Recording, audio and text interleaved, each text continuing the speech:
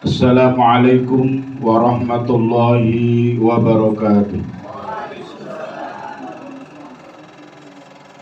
Ila hadratis Syekh Abdullah Mubarak bin Nur Muhammad radhiyallahu anhu al-Fatihah.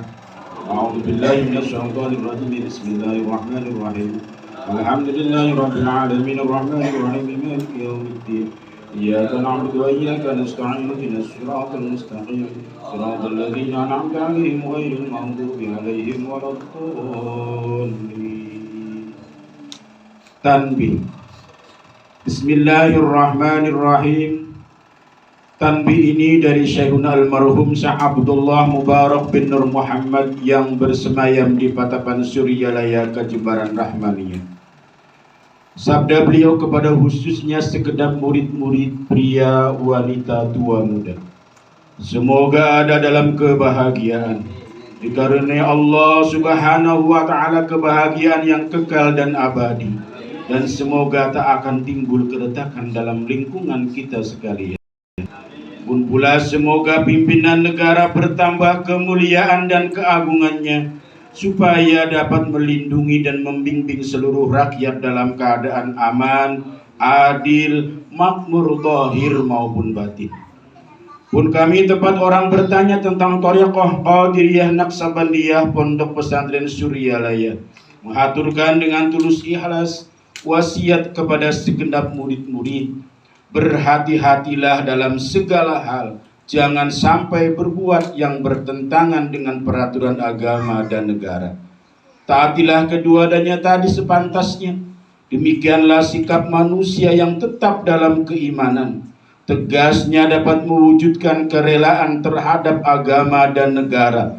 Taat kehadirat ilahi yang membuktikan perintah dalam agama dan negara. Insafilah hai murid-murid sekalian. Janganlah terpaut oleh bujukan nafsu, terpengaruh oleh godaan setan. Waspadalah akan jalan penyelewengan terhadap perintah agama dan negara, agar dapat meneliti diri kalau tertarik oleh bisikan iblis yang selalu menyelinap dalam hati sanubari kita semua. Lebih baik buktikanlah kebajikan yang timbul dari kesucian.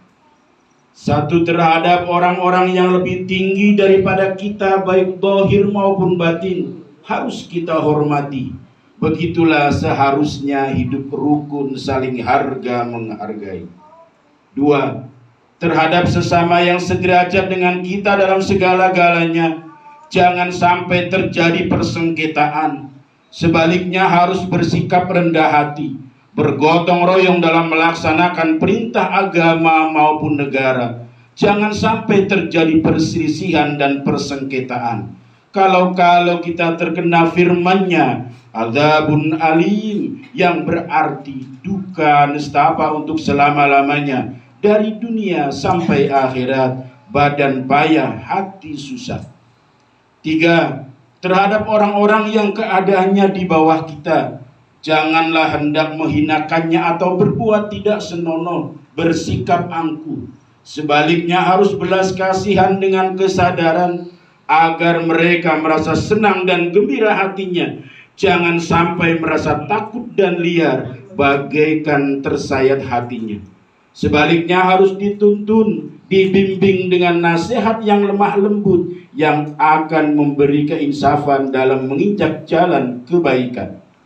4. Terhadap fakir miskin harus kasih sayang, ramah tamah serta bermanis budi, bersikap murah tangan, mencerminkan bahwa hati kita sadar.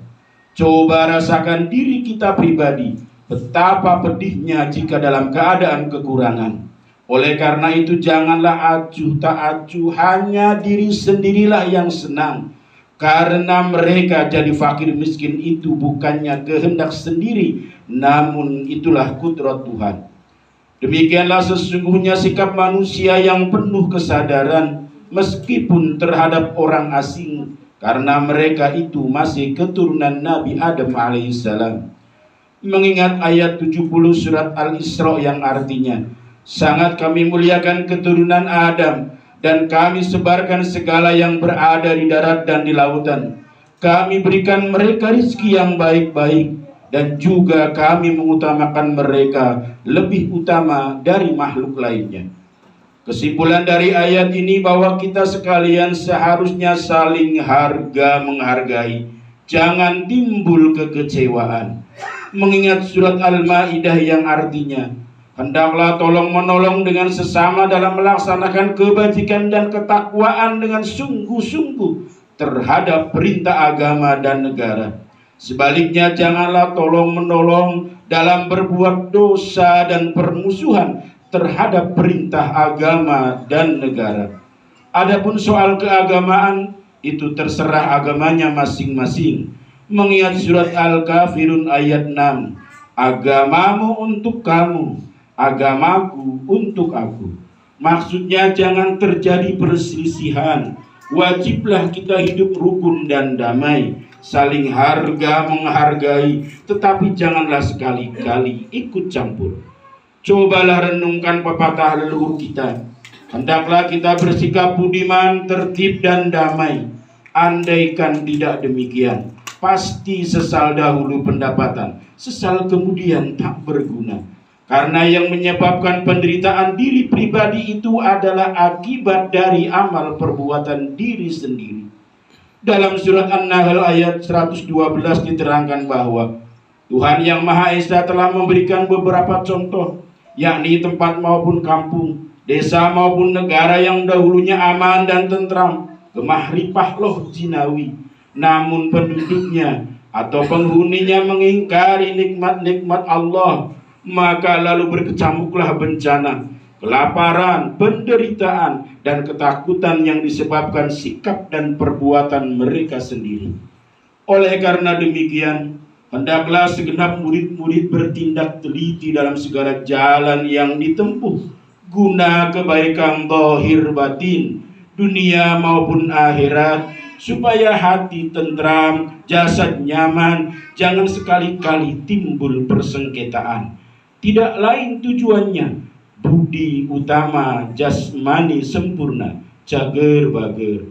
Tiada lain amalan kita Thariqah Qadiriyah Naqsabandiyah Pondok Pesantren Suryalaya amalkan sebaik-baiknya guna mencapai segala kebaikan, menjauhi segala kejahatan zahir batin yang bertalian dengan jasmani maupun rohani yang selalu diselimuti bujukan nafsu, digoda oleh perdaya setan. Wasiat ini harus dilaksanakan dengan seksama oleh segenap murid-murid agar supaya mencapai keselamatan dunia dan akhirat. Amin.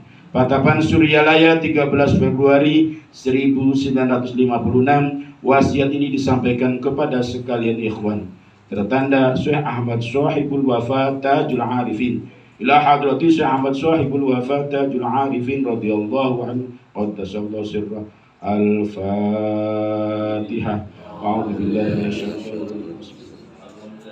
Alhamdulillahirabbil alamin arrahmanirrahim maliki yaumiddin iyyaka na'budu wa iyyaka nasta'in ihdinas siratal mustaqim siratal ladzina an'amta 'alaihim ghairil maghdubi 'alaihim. Untaian mutiara. 1. Jangan benci kepada ulama yang sejaman. 2. Jangan menyalahkan pengajaran orang lain. 3. Jangan memeriksa murid orang lain. 4. Jangan berubah sikap meskipun disakiti orang lain. 5. Mesti menyayangi orang yang membencimu.